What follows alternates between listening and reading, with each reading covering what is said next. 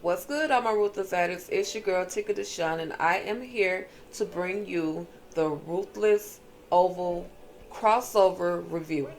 Okay, so as we already know, Barry has been snatched up by the Raku, the Rakudushi, to include Ruth, as well as the other cult members.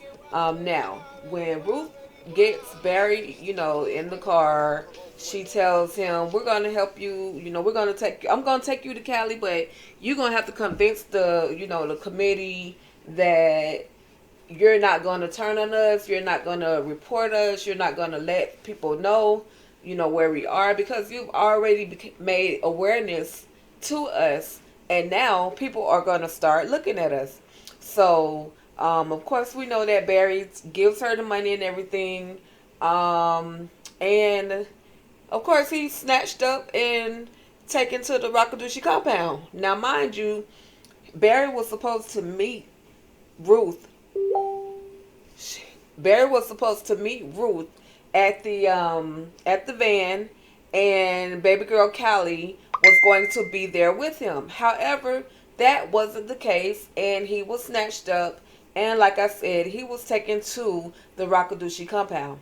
Now, once Barry gets to the Rakudushi compound, in Barry faction, he is going off and I want my daughter. Just give me my daughter. I promise. I'm telling you, I won't report you. I won't. I'll just go about my business. I just want my daughter. And he's just, Ruth is telling him, look, you gotta calm down. You need to just be quiet. Because you're creating a scene right now. And then of course Dikahn walks up in Dikahn fashion. Dikahn. I call him, his new name is the Prince of Darkness. He shows up out of nowhere. So, yeah, Dikahn walks up and he says, does he give you the money or did he give you the money? And yeah, of course, she got the money. But now, mind you, they didn't count all that money. They didn't count the money at all. They just took the money and literally ran. Barry took some of that money. So I'm wondering if that is going to be an issue when it comes time to, the decision as to whether or not they're going to keep Barry at their Rakudushi compound. Now, during the process of Barry and Dikahn's interaction, Dikahn, Barry is becoming loud and he's screaming and yelling, I want my daughter, I want my daughter, and he's calling her name, Callie, Callie, Callie. And Dikahn is like, you're gonna have to be quiet basically because you're disturbing the other members here. You're gonna have to, be quiet. Now, we already know Barry is hard-headed, so he doesn't know the concept of just being quiet and letting things, let's see what happens, let things play out. And I can kind of understand that. If somebody snatched up my child, I'm pretty sure that I would be, kind of trying to get some solutions. At the end of the day, though, we already know. We told Barry not to take us behind over there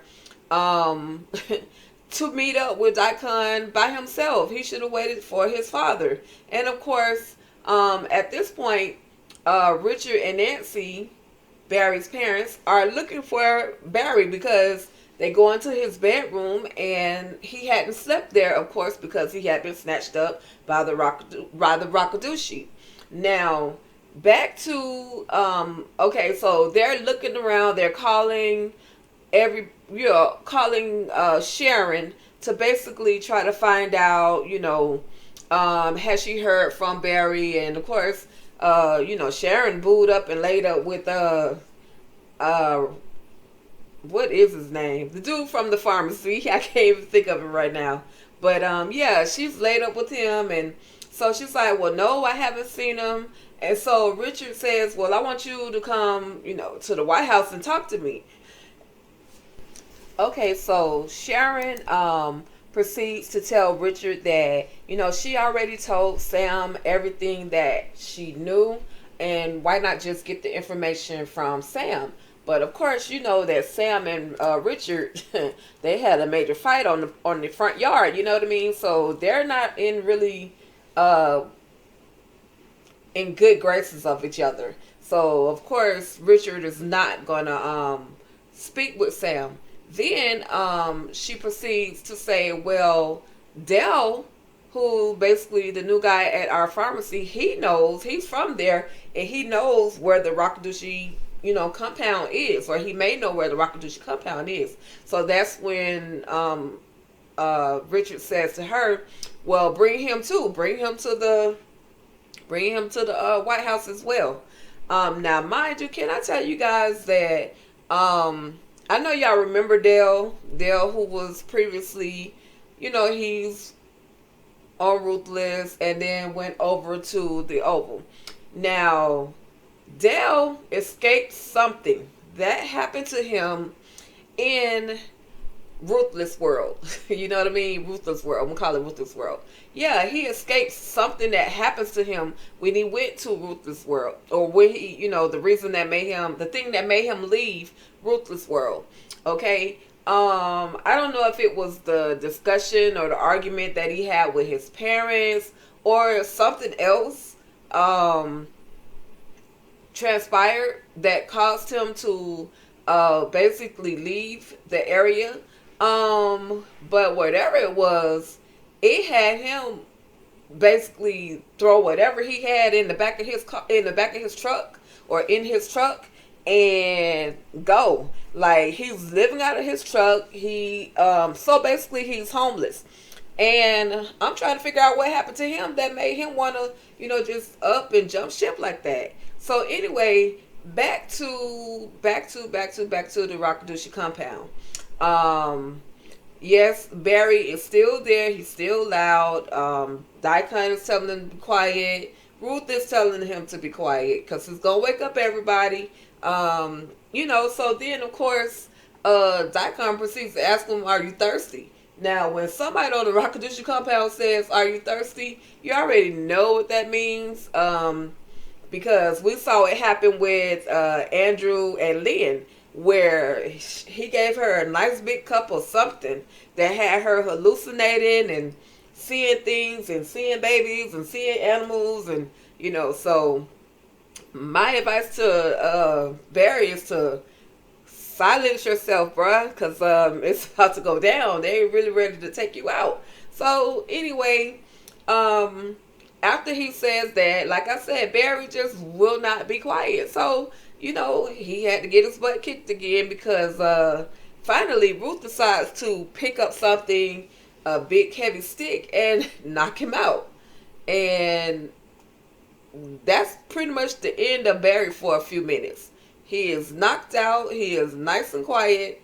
And Dikahn says, well, we need to, he needs to see the highest. He needs to talk to the highest. And y'all know what happened when people talk to the highest. Other than the drugs they already put in their system, they begin, they think they have fallen in love with the highest. So, anyway, y'all, that's really about it. I just want to come through and review.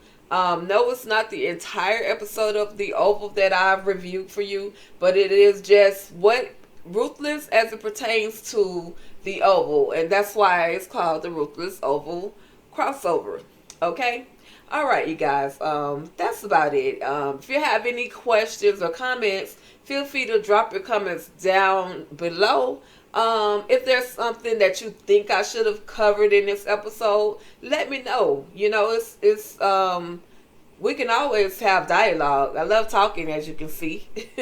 So just just let me know. Drop it down below in the comments. All right. So that's about it. Thank you guys for subscribing. Thank you guys for stopping by.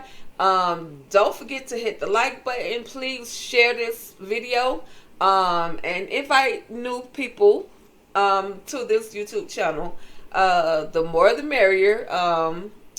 It's fun. It's always fun having conversations with you guys about Ruthless. So, that's about it. That's pretty much about it. Thank you guys. Like I said, thank you for coming through, subscribing, And you guys just have a great day. Okay? Bye bye.